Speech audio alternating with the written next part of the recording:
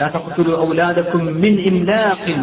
ഒരായത്ത് അങ്ങനെയാണ്. വേറെ ആയത്ത് ലാ തഖ്തുലു ഔലാദകും ഖശിയത ഇംലാഖ്. ദാരിദ്ര്യം കൊണ്ട് നിങ്ങളെ കുട്ടികളെ കൊല്ലരുത് കേട്ടോ.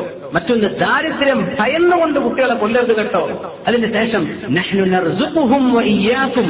അവർക്കും ഭക്ഷണം നൽകുന്നത് ഞാനാണ്, നിങ്ങൾക്കും ഞാനാണ്. മറ്റു സ്ഥലത്ത് പറഞ്ഞത് നിങ്ങൾക്ക് ഞാനാ ഭക്ഷണം തരുന്നത്, അവർക്കും ഞാനാ കൊടുക്കുന്നത്. ഈ അവര് നിങ്ങളെ കല്ലുകൊട്ട് മാറ്റിയതിലൊക്കെ അത്ഭുതങ്ങളാണ്.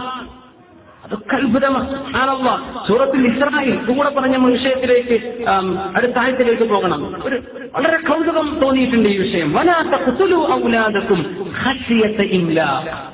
ദാരിദ്ര്യം വരുമോന്ന് വിചാരിച്ച് നിങ്ങളെ കുട്ടികളെ കൊല്ലല്ലേ. ദാരിദ്ര്യം മക്കൾ കുറെ ഉണ്ടായിപ്പോയാൽ ഇവരൊക്കെ ഞാൻ എങ്ങനെ സ്കൂൾ ഫീസ് കൊടുക്കുക, ഇവരൊക്കെ ഞാൻ എങ്ങനെയാ പഠിപ്പിക്കുക, ഇവരൊക്കെ എല്ലാവരും എഞ്ചിനീയറാക്കാൻ എന്നെ കൊണ്ട് കഴിയോ, ഇതൊന്നും നിങ്ങൾ ആലോചിക്കേണ്ട. ഇതൊക്കെ അല്ലാഹു ജല്ല തീരുമാനിച്ച വിഷയങ്ങളാണ്. അതുകൊണ്ട് നിങ്ങൾ ആഘോഷം ചെയ്യരുത്. ലാ തഖ്തുലു ഔലാദകും. പ്രസവങ്ങൾ നിർത്തണ്ട. കുട്ടികളില്ലാതെ നിങ്ങൾ വിചാരിച്ചു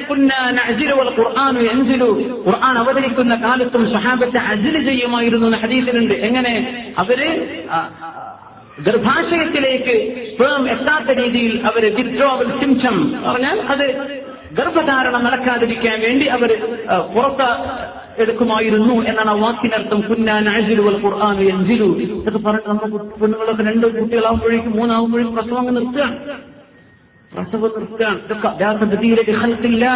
അള്ളാഹുവിന്റെ സൃഷ്ടിപ്പുകൾ എന്തിനാ മാറ്റുന്നത്? ഈ 2 കുട്ടികളങ്ങ് മരിച്ചാൽ പിന്നെ എവിടുന്ന് ഈ പെണ്ണിന് കുഞ്ഞുണ്ടാകും? എവിടുന്നുണ്ടാകും? എന്നൊക്കെ സംഭവിച്ചൂടെ? അള്ളാഹുവിന്റെ സൃഷ്ടിപ്പിനെ നിങ്ങൾ തടസ്സം നിൽക്കല്ലേ. സുബ്ഹാനല്ലാഹ്. ഒരു കുഞ്ഞ് ജനിക്കുകയാണ്, ഒരു കുഞ്ഞിന്റെ ഗർഭധാരണം തുടങ്ങിയിട്ടുണ്ട്. അള്ളാഹു തീരുമാനിച്ചു. അങ്ങനെയാണ് എല്ലാവരും കുട്ടിണ്ടാണെന്ന് വിചാരിക്കുന്നതൊന്നും അള്ളാഹു കൊടുക്കുന്നില്ല. അത് നൽകുന്നത് അള്ളാഹുവിന്റെ വലിയ നിഅമത്ത്. ഖലഖൽ ഇൻസാൻ. ആ വിഷയം നമുക്ക് പറയാം. അടുത്ത ആയത്ത് തന്നെ അതാണ്. മനുഷ്യനെ സൃഷ്ടിച്ചത് ഭയങ്കര അത്ഭുതമല്ലേ. ഖലഖൽ ഇൻസാൻ. അതുകൊണ്ട് ദാരിദ്ര്യം വരുമോ എന്ന് പേടിച്ച് നിങ്ങൾ കുഞ്ഞിനെ കൊല്ലല്ല. നഹ്നു നർസുഖുഹും. വരാൻ പോണ കുട്ടികൾ വരുമ്പോൾ എന്റെ സമ്പത്ത് കുറഞ്ഞു പോകുമോ? അത് പെൺകുട്ടിയാണെങ്കിൽ ഓളെ കെട്ടിച്ചയക്കുമ്പോ അവർക്ക് സ്ത്രീധനം കൊടുത്താൽ കുറച്ചോനെ എന്റെ സർവ്വ സമ്പാദ്യം പോയല്ലോ. ഇതൊന്നും പേടിച്ച് നിങ്ങൾ നടക്കണ്ട. നഹ്നു നർസുഖുഹും. ആ വരാൻ പോണ കുട്ടികൾക്കും ഞാനാണ് ഭക്ഷണം കൊടുക്കുന്നത്. വഇയ്യാകും. നിങ്ങൾക്കും. ഇവിടെ പറഞ്ഞത് എന്തുകൊണ്ട്? വരാൻ പോണ കുട്ടികളെ സംബന്ധിച്ചല്ലേ പേടി.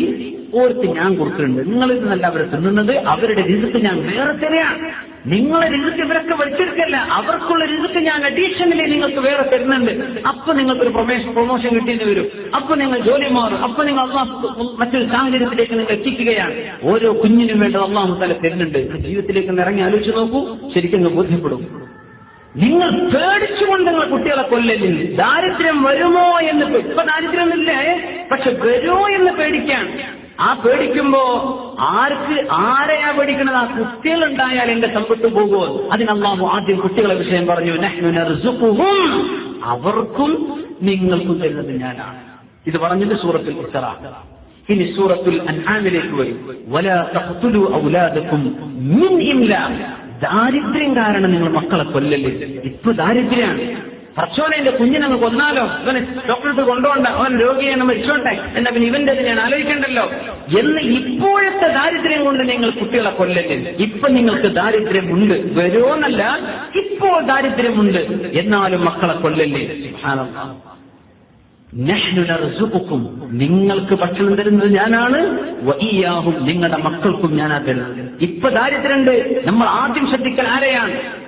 നമ്മളെ തടിയല്ലേ നോക്കുക. അത് കഴിഞ്ഞിട്ടല്ലേ മക്കൾക്ക് ഭക്ഷണം കൊടുക്കും. ഉമ്മയുടെ ശരീരം നോക്കണ്ടേ, എപ്പോഴല്ലേ മക്കളെ നോക്കാൻ പറ്റൂ. അതുകൊണ്ട് നിങ്ങളെക്കുറിച്ച് പേടിയിലാണ് ഇപ്പോ. അല്ല, ഇപ്പൊ ദാരിദ്ര്യമാണ്. നിങ്ങളുടെ ശരീരത്തെ കുറിച്ച് പേടിയിലാണ്. നിങ്ങൾക്ക് ഞാൻ ആ ഭക്ഷണം തരുന്നത്. വഇയ്യാഹും. നിങ്ങളുടെ മക്കൾക്കും ഞാനാ തരുന്നത്. അതുകൊണ്ട് മക്കളെ കൊല്ലല്ല. ഇവിടെ നിങ്ങളെ എന്നാദ്യം പറഞ്ഞു, മക്കളെ പിന്നെ പറഞ്ഞു. ഇപ്പൊ ദാരിദ്ര്യമുണ്ട്. ദാരിദ്ര്യം വരുമോ എന്ന് പേടിച്ചു. അവർക്ക് ഞാനാ കൊടുക്കുന്നത്, ആ മക്കൾക്ക് നിങ്ങൾക്ക് ഞാൻ തന്നെയാ തരുന്നത്. രണ്ടും ഒരേപോലെ തോന്നുന്ന ആയത്തുകൾ, പക്ഷേ വാക്കുകൾ വ്യത്യാസപ്പെടുത്തിയിട്ടുണ്ട് അല്ലാഹു സുബ്ഹാനഹു വ തആല. സുബ്ഹാനല്ലാഹ്. അല്ലാഹു നമുക്ക് ഫഹ്മ നൽകുമാറാകട്ടെ. صلوا على النبي محمد وآله.